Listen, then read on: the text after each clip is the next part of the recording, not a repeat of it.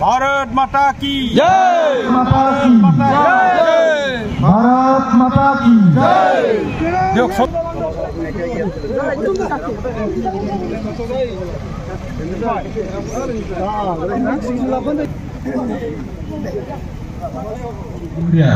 এই সন্ধিয়া সময়ত আমি অনুৰোধ কৰিছোঁ আৰু বিজয় জিলা ইউপিপিৰ সভাপতি ফণীন বড়ো ডাঙৰীয়া তেখেতক মই অনুৰোধ কৰিছোঁ তেখেতক পৰিচয় দিবৰ কাৰণে অনুৰোধ কৰিছোঁ আৰু আৰণেৰে আদৰণি জনাবলৈ অনুৰোধ কৰিছোঁ। তো ধন্যবাদ। এইখিনিতে কাৰ্যসূচী সংগতি ৰাখি যি চেলিব্ৰেশ্যন সেই চেলিব্ৰেশ্যনৰ সংগত ৰাখি আমি আজি কৰ্মযোগী তেখেতক কংগ্ৰেচুলেশ্যন জনাইছোঁ। চৰকাৰৰ প্ৰতিজন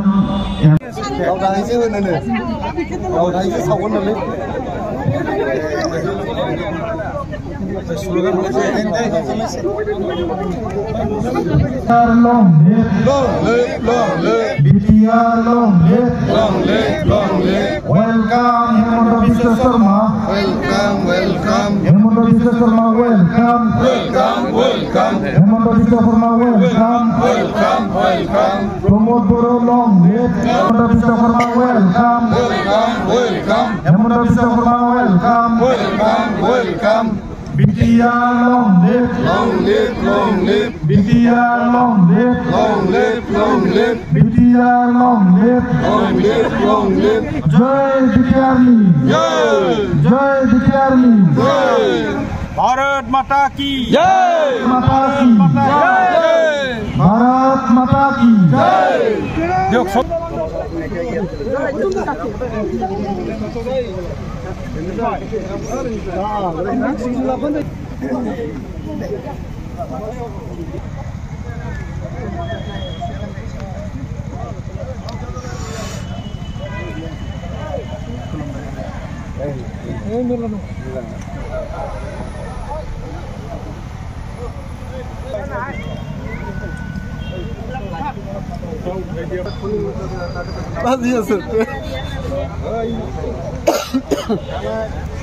हमारे जिंदाबाद करो मुझे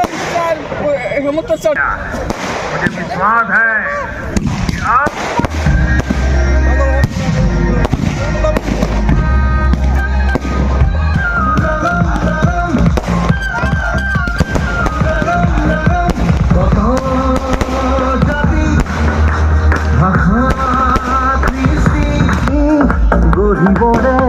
নতুন এখন সুন্দর বৰভূমি শান্তি আৰু মিলে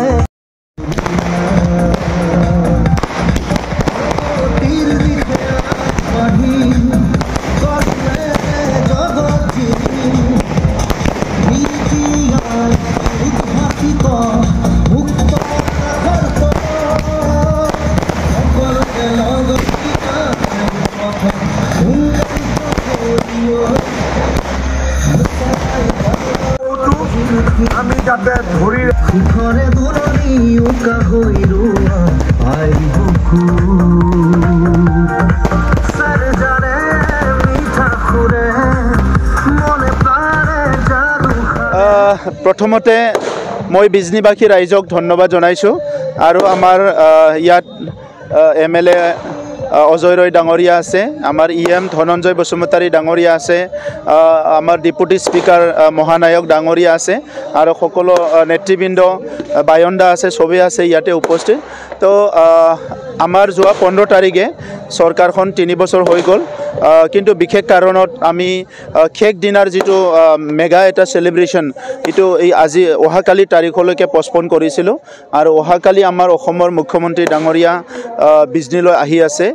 আজি বিটিয়াৰবাসী হৈ পেলাই আমি বহুত আনন্দিত কি আমি সৰুৰে পৰাই যেতিয়া স্কুলত পঢ়িছিলোঁ সেই সময়ৰ পৰাই বহুত এটা পৰিৱেশ এটা আশা কৰি আছিলোঁ যে বিটিআৰত কেতিয়া শান্তি আহিব, ভাল পৰিৱেশ আহিব, এটা সুস্থিৰতা আহিব। এই কথাটো লৈ পেলাই বহুত আগৰ পৰাই চিন্তিত আছিলোঁ আৰু যেতিয়াই সময় পাইছোঁ তেতিয়াই বিটিআৰ অঞ্চলত শান্তি প্ৰতিষ্ঠা হ'ব লাগে বুলি আমি সকলো কাম কৰিবলৈ চেষ্টা কৰিছিলোঁ, কিন্তু সেইটো হৈ উঠা নাছিলে।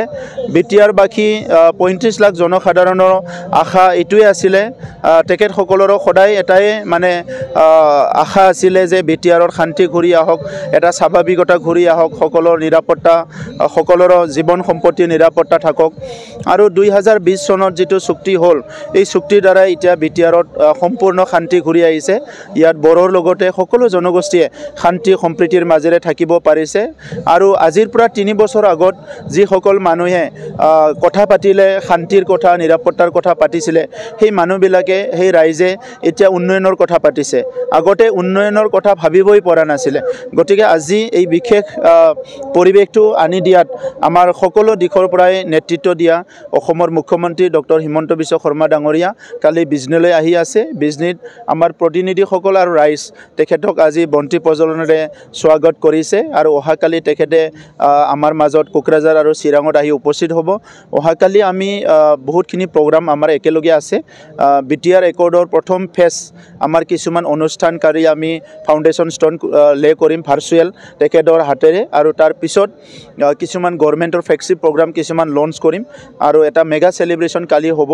আৰু পুনৰ আমি সংকল্প লৈছোঁ যে অনাগত দিনত স্থায়ীভাৱে বিটিআৰ অঞ্চলত শান্তি প্ৰতিষ্ঠা কৰাৰ কাৰণে এই অঞ্চলৰ জাতি জনগোষ্ঠী সকলোকে নিজৰ অধিকাৰ, যি প্ৰাপ্য অধিকাৰ সকলো যাতে পায় আৰু সুস্থ নাগৰিক হিচাপে জীয়াই থাকিবৰ কাৰণে যি পৰিৱেশ গঢ়িব লাগে আমাৰ চৰকাৰখনে, আমাৰ দলে, UPPL, BJP দলে আৰু আমি সকলোৱে সমাজৰ সচেতন ব্যক্তিসকলে এই কামটো কৰি যাম।